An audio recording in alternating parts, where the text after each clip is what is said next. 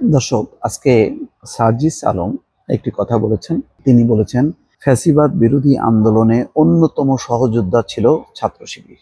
সার্জিস আলম আজকে সোহরাওয়ার্দী উদ্যানে ইসলামী ছাত্র শিবিরের একটি সম্মেলন ছিল। সেই সম্মেলনে শুভেচ্ছা বক্তব্য দিতে এসে তিনি এই কথা বলেছেন।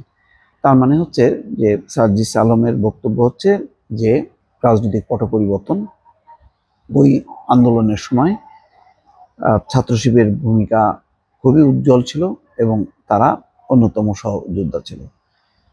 সমন্বয়কদের কেউ কেউ পরবর্তীতে দেখা গেছে তারা ছাত্র শিবিরের নেতা হিসেবে আবির্ভূত হয়েছেন। এটি নিয়ে বেশ আলোচনা হয়েছে ঢাকা বিশ্ববিদ্যালয়, জাহাঙ্গীরনগর বিশ্ববিদ্যালয়। যে প্রথমে তারা ছাত্র সমন্বয়ক ছিলেন, অর্থাৎ বৈষম্য বিরোধী ছাত্র আন্দোলনের।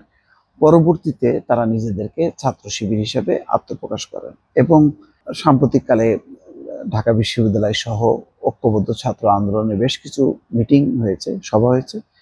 সেখানে বৈষম্য বিরোধী ছাত্র আন্দোলন, ছাত্র শিবির তারা কিন্তু একত্রিত হয়ে বক্তব্য রেখেছেন, কর্মসূচি দিয়েছেন। কিন্তু ছাত্র দল কিন্তু সেই জোটে অংশ নেয়নি, তারা নিজেদেরকে গুটিয়ে রেখেছে। অন্যান্য বাম গণতান্ত্রিক রাজনৈতিক দলগুলোর ছাত্র সংগঠনও কিন্তু নিজেদেরকে পৃথক রেখেছে। জাহাঙ্গীরনগর বিশ্ববিদ্যালয় তো রীতিমতো ছাত্র শিবিরের রাজনীতি নিয়েই একটা হট্টগোল অবস্থা। এখানে বিএনপির মধ্যে অনেকে মনে করেন বা একটা ধারণা যে বৈষম্য বিরোধী ছাত্র আন্দোলন আর ছাত্র শিবির একটা কাছাকাছি অবস্থানে আছে অনেকদিন থেকেই। তাদের মধ্যে একটা নেপথ্যের সংযোগ আছে এবং তারা মানে এ টিম বি টিম হিসেবেই কাজ করে। অর্থাৎ ছাত্র শিবিরের আরেকটা অংশ হচ্ছে বৈষম্য বিরোধী ছাত্র আন্দোলন, বৈষম্য বিরোধী ছাত্র আন্দোলনের আরেকটি অংশ হচ্ছে ছাত্র শিবির। এইভাবে রাজনৈতিক অঙ্গনে একটা সংরচনা আছে।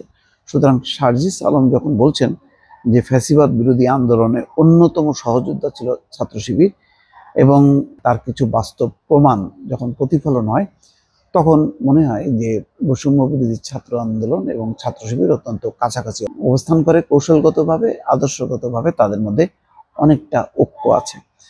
এখানে যে খবর, সেখানে বলা হচ্ছে বৈষম্য বিরোধী আন্দোলনের অন্যতম সমন্বয়ক এবং জাতীয় নাগরিক কমিটির মুখ্য সংগঠক সার্জিস আলম বলছেন, 24-এর ফ্যাসিবাদ বিরোধী আন্দোলনে অন্যতম সহযোদ্ধা ছিল ইসলামী ছাত্র শিবির।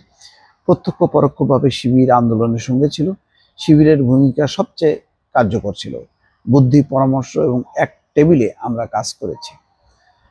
মঙ্গলবার রাজধানীর সোহরাওয়ার্দী উদ্যানে ইসলামী ছাত্র শিবিরের কেন্দ্রীয় সদস্য সম্মেলনের উদ্বোধনী অধিবেশনের শুভেচ্ছা বক্তব্যে তিনি এই কথা বলেন। সার্জিস আলম বলছেন, স্বৈরাচার ফ্যাসিবাদ বিরোধী আন্দোলনে আমরা একসঙ্গে কাঁধে কাঁধ মিলিয়ে কাজ করেছি।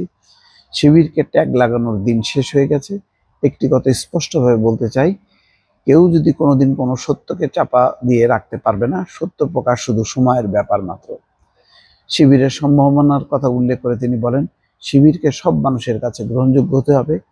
ফ্যাসিবাদ দেশ ও জনগণের দুশ্মন। এই ফ্যাসিবাদ যাতে আর কোনোদিন ফিরে না আসতে পারে সেই চেষ্টা করতে হবে। এর আগে সকাল 8টায় রাজধানীর শহীদ সোহরাওয়ার্দী উদ্যানে শুরু হয় শিবিরের সম্মেলন। দীর্ঘ 13 বছর পর প্রকাশ্যে এমন সম্মেলন করছে ইসলামী ছাত্র শিবির। শিবিরের সারা দেশের ছাত্র শিবিরের সদস্যরা অংশগ্রহণ করেছেন। আজ তারা সবচেয়ে সুশৃঙ্খল ছাত্র সংগঠন হিসেবে পরিচিত। ছাত্র শিবির কেন্দ্রীয় নেতা নির্বাচন করবেন, অর্থাৎ তারা কেন্দ্রীয় ছাত্র শিবিরের নতুন নেতা নির্বাচন করবেন। দর্শক, ভালো থাকবেন। আল্লাহ হাফেজ।